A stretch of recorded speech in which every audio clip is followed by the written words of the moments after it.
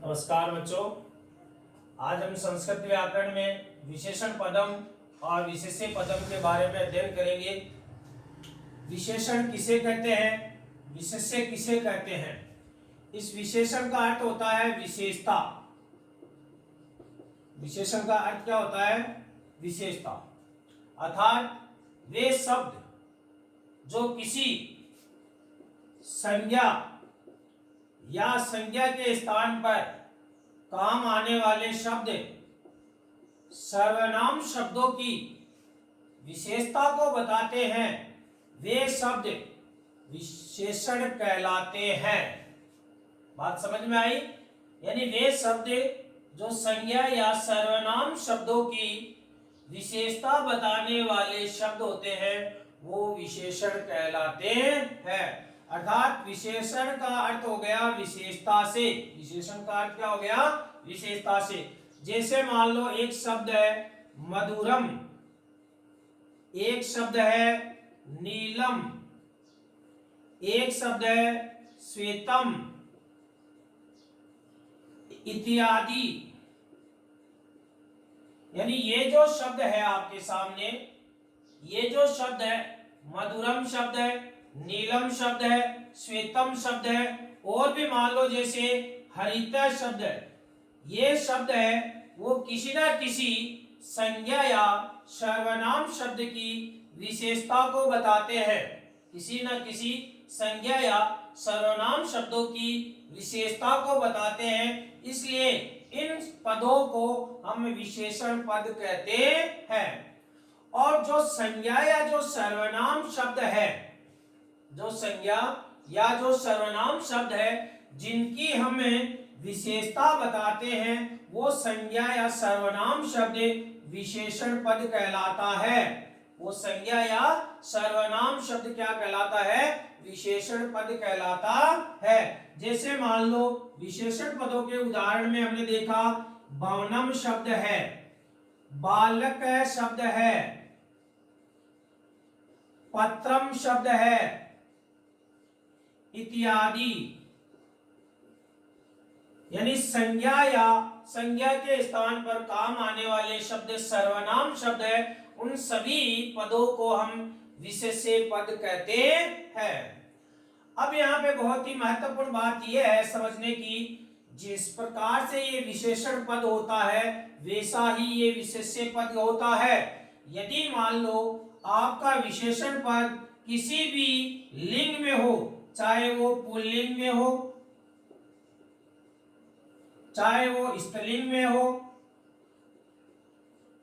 और चाहे वह नपुंसकलिंग में हो, यानी विशेषण पद यदि पुल्लिंग में है, स्त्रीलिंग में है, नपुंसकलिंग में है, तो विशेष्य पद भी क्या होगा? पुल्लिंग में ही होगा। विशेषण पद भी क्या होगा? पुल्लिंग में। या फिर यदि वो स्त्रीलिंग में है तो ये विशेषण पद भी स्त्रीलिंग में, और यदि वो नपुंसकलिंग में है तो ये विशेषण पद भी किस में होगा? नपुंसकलिंग में ही होगा।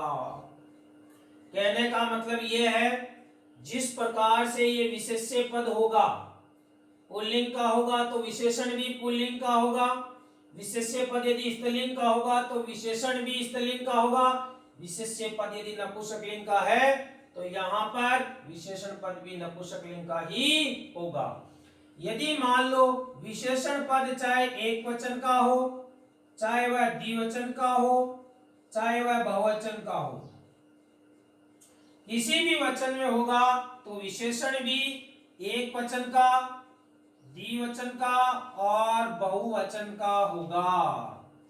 यानी विशेषण जिस वचन में होगा, विशेष्य जिस वचन में होगा, विशेषण भी उसी वचन में होगा।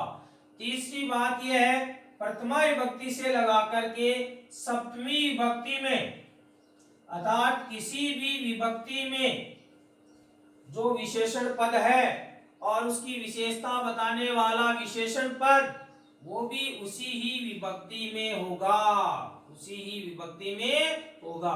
कहने का मतलब ये हुआ स्पष्ट तौर पे कि विशेषण पद जैसा होगा जिस पुरुष में, जिस वचन में, जिस लिंग में, जिस विभक्ति में, उसी प्रकार का विशेषण पद भी उसी विभक्ति में, उसी वचन में, उसी ही लिंग में होगा। जैसे मैं इसको आपको आगे समझाता हूं।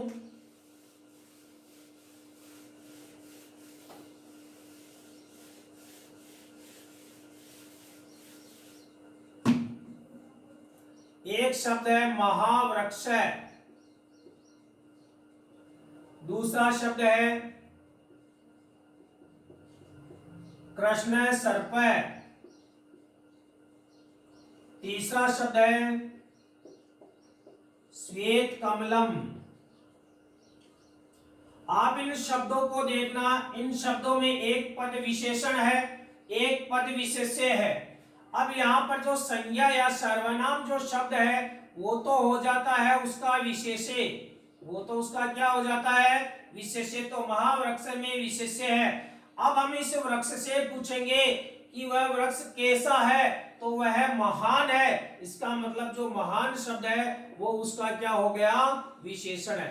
यानी विशेष्य संज्ञा या सर्वनाम शब्द से ही हम पूछ लेते हैं कि वो कैसा है। अब यहाँ पे संज्ञा या सर्वनाम शब्द है सर्प है, तो ये तो क्या हो गया, विशेष्य हो गया। और ये कृष्ण क्या हो गया, ये विशेषण हो गया। क्योंकि हम उससे पूछेंगे सांप कैसा है, तो सांप काला है, तो जो विशेषता बताने वाला पद है वो विशेषण पद कहलाता है। कमल है, लेकिन वो कमल कैसा है, ये तो हो गया विशेष्य।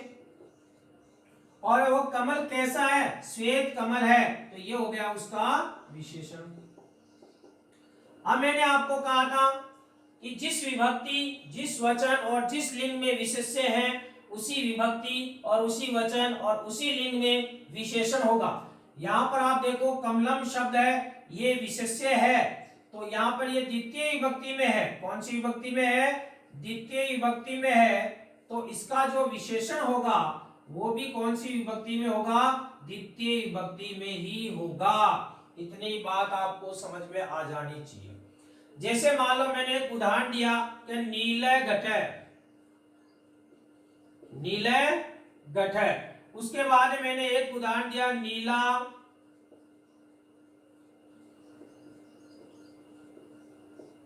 नीला साटिका, उसके बाद मैंने एक उदाहरण दिया नीला साटिका। अब जो आपके सामने ये देखिए दो उदाहरण है, नीले घटे, यहां पर ये पुल्लिंग शब्द है विशेष्य, तो इसका ये विशेषण भी क्या होगा, पुल्लिंग शब्द ही होता है। तो ये पुल्लिंग में है, और ये जब स्त्रीलिंग में है, तो यहाँ पर ये जो साटिका शब्द स्त्रीलिंग शब्द है, तो इसका जो विशेषण होगा वह भी स्त्रीलिंग में ही होगा। यानी कहने का मतलब ये है कि जैसा विशेष्य होगा वैसा ही विशेषण होगा। अब जैसे मैंने मान लो एक शब्द लिखा है यहाँ पर चतुरेण बालकेन, यहां पर आप देखिए तृतीय विभक्ति में है, तो इसका विशेषण भी कौन सी विभक्ति में होगा, तृतीय विभक्ति में ही होगा। विशेषण भी कौन सी विभक्ति में होगा, तृतीय विभक्ति में होगा। तो इसलिए यहाँ पर आया चतुरेण और यहाँ पर आया बालकेन। ये चीज आपको अच्छी प्रकार से समझ में आ जानी चाहिए। अब मैं आपको बताता हूं, जैसे मान लो और भी है, जैसे सप्तमी विभक्ति में अपन देखें तो चतुरे शब्द आता है, तो उसके साथ में बालके शब्द आता है, क्योंकि ये सप्तमी विभक्ति में है, सप्तमी विभक्ति में है, तो यहां पर इसका विशेषण भी कौन सी विभक्ति में आएगा, सप्तमी विभक्ति में ही आएगा।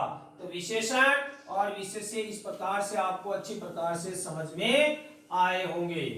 उसके बाद में मैं आपको परीक्षा में किस प्रकार से सवाल आते हैं उनके बारे में मैं आपको और बताना चाहता हूं। जैसे आप देख लेना, एक शब्द लिखा आता है द्वे बार्ये, द्वे बार्ये, ये लो इन्वर्टेड कोमा में बंद कर दिया गया, और फिर लिखा गया अत्र विशेषण पदम किम, यानी यहां पर विशेषण पद क्या है, यहां पर विशेषण पद क्या है। अब देखो द्वे भार्ये, यहां पर आपको विशेषण बताना है, तो ये तो हो गया संज्ञा या सर्वनाम शब्द है, तो संज्ञा शब्द है, तो ये तो उसका क्या हो गया, विशेष्य हो गया। अब आप जब ये द्वितीय विभक्ति में है, आप देखो यहाँ पर, सॉरी ये द्विवचन में है, इसमें है यहाँ पर, ये द्विवचन में है, तो यहाँ पर ये भी भार्य शब्द द्विवचन में, तो यहाँ पर भी द्वे शब्द किस में है, द्विवचन में ही है। द्वि शब्द किस में है, द्वे, द्विवचन में, तो ये द्वे शब्द किसका क्या हो गया, विशेषण। अर्थात हम ये कह सकते हैं कि हमारे जो संख्यावाची जो शब्द है वो क्या कहलाते हैं, विशेषण कहलाते हैं। संख्यावाची शब्द किसी चीज को तोलना, नाप होता है 100 ग्राम, 50 ग्राम, 1 किलो, 2 किलो, मीटर, लंबाई, चौड़ाई, ये सारी चीजें उसकी विशेषण में आते हैं। जैसे मैंने एक उदाहरण और दिया आपको, गंगा नदी पवित्रतमा, गंगा नदी पवित्रतमा। अब यहां पर गंगा नदी है वो कैसी है, पवित्रतमा। अब यहां पर ये पवित्र शब्द है, यानी सबसे पवित्र है, गंगा नदी सबसे पवित्र है, तो ये तो उसका क्या हो गया, विशेषण हुआ। कौन है पवित्र सबसे ज्यादा, ये उसका क्या हो गया, विशेष्य हो गया। तो इस प्रकार आपको यहाँ पर विशेषण भी पूछ सकते हैं और विशेष्य भी पूछ सकते हैं। अब यहाँ पर मैंने आपको बताया है, ये उदाहरण इसलिए दिया है क्योंकि प्राय हम देखते हैं विशेषण पद होता है वो शब्द के पहले लगा हुआ होता है। प्राय शब्द मैंने बोला है, पूरा गारंटी नहीं है कि सारे शब्द ऐसे होते हैं, प्राय लगभग ऐसे शब्द होते हैं जो विशेषण हमेशा पहले लगता है और विशेष्य हमेशा बाद में होता है। लेकिन यहाँ पर देखो विशेषण बाद में है और विशेष्य पहले है। उसी प्रकार मैं आपको एक उदाहरण और देता हूं, जैसे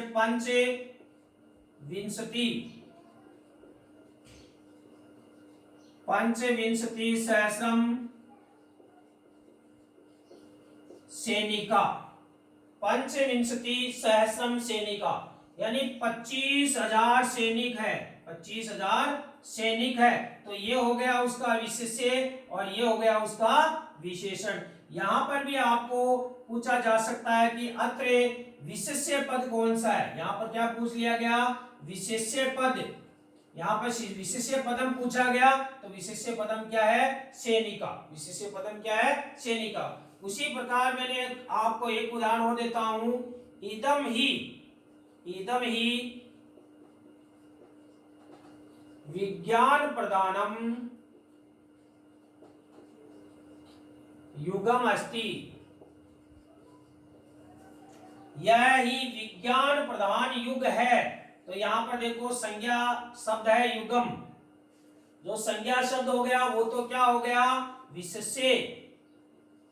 अब इस युग से पूछेंगे युग कैसा है, तो युग है विज्ञान प्रधान, तो जो विज्ञान प्रधान है वो उसका हो गया विशेषण। ऐसे वाक्य देख करके भी आपसे पूछा जा सकता है कि कौन सा पद विशेषण है या कौन सा पद विशेष्य है। उसी प्रकार आगे देखो, और मैं आपको उदाहरण बताता हूं ताकि आपको विशेषण और विशेष्य अच्छी प्रकार से क्लियर हो जाए। जैसे मान लो सर्वोत्तमा,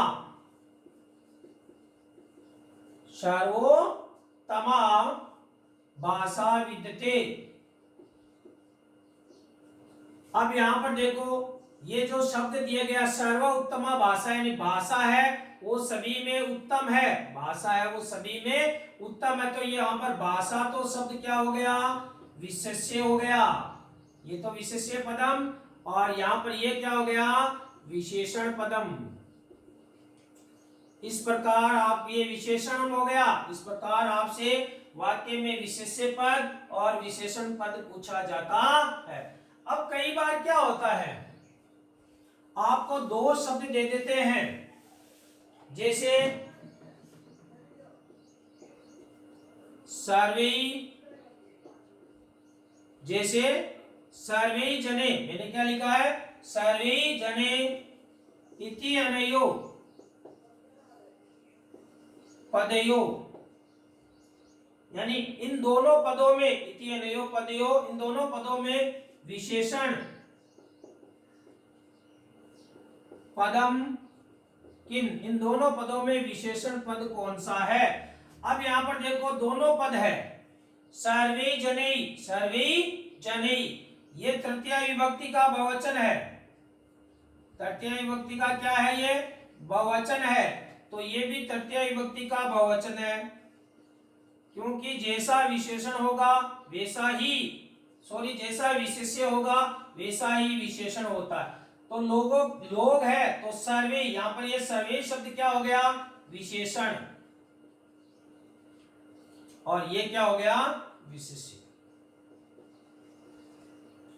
इस प्रकार से आपको परीक्षा में प्रश्न पूछा जाता है, आपको वाक्य दिया जाता है, पैराग्राफ के अंदर आता है, 10वीं बोर्ड में 11 नंबर का जो सवाल आता है उसमें पैराग्राफ आता है, उस पैराग्राफ में विशेषण पद या विशेष्य पद या दोनों पद आपसे पूछ ले जाते हैं। और कई बार क्या होता है, आपको कोई विशेषण या विशेष्य पूछा जाता है और उस वाक्य में न होकर के एक शब्द दे दिया जाता है और उससे पूछा जाता है कि इसका विशेषण क्या है या विशेष्य क्या है।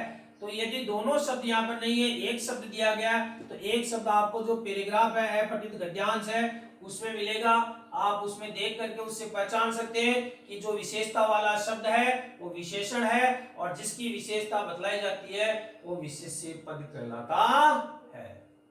अच्छी प्रकार से समझ में आया, तो आप इस चैनल को सब्सक्राइब करें। बहुत बहुत धन्यवाद।